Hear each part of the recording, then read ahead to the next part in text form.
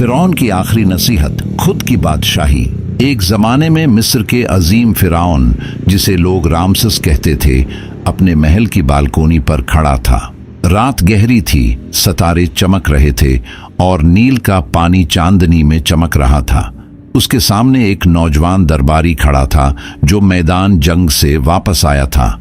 वो बहादुर था, मगर उसकी आंखों में बेचैनी थी। नौजवान ने झुककर कहा, ऐ मेरे फिरौन, मैंने दुश्मनों को शिकस्त दी, कुले फतह किए, मगर मेरा दिल अब भी जंग में है।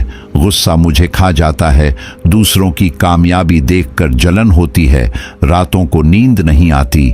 मुझे बताएं, असल फतह क्या है?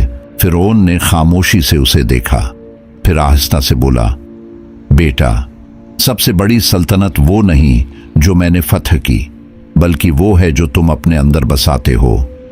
आओ मेरे साथ चलो। वो दोनों महल के एक छोटे से कमरे में दाखिल हुए, जहां सिर्फ एक बड़ा पत्थर का आईना लगा था।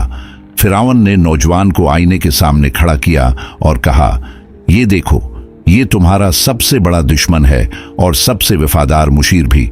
खुद आगाही यही है कि तुम उस आईने में झांको, बगैर बहाने, बगैर झूठ के।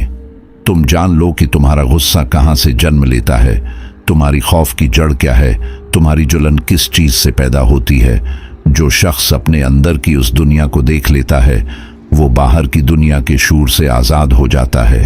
नौजवान ने आईने में देखा, उसका चेहरा थका हुआ था, आंखें सरख, होंठ काटे हुए। वो बोला, मैं खुद से नफरत करता हूं, मेरी कमजोरियां मुझे शर्मिंदा करती हैं। फिरौन ने नर्म लहजे में कहा, खुद से मोहब्बत गुरूर नहीं, बल्कि अपनी हिफाजत है।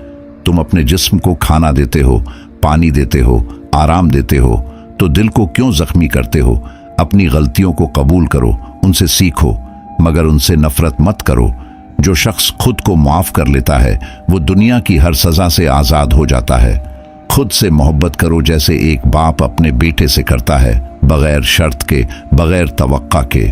जब तुम खुद से प्यार करोगे तो दूसरों की नफरत तुम्हारे अंदर दाखिल नहीं हो सकेगी। नौजवान ने पूछा, मेरा जहन बेकाबू है, गुस्सा आता है तो मैं खुद को रोक नहीं पाता। फिरौन ने मुस्कुराकर कहा, खुद पर काबू पाना बादशाहों की सबसे बड़ी ताज है। जब गुस्सा आए तो एक लम्हे को रख जाओ, गहरी सांस लो, पूछो, ये गुस्सा मेरा मालिक है या मैं उसका? अपने ख्यालात को देखो जैसे बादल आसमान में गुजरते हैं, न पकड़ो न लड़ो, बस देखो। आहिस्ता आहिस्ता तुम्हारा जहन तुम्हारा गुलाम बन जाएगा, वरना वो तुम्हें गुलाम बना लेगा। मैं फिरौन हूँ,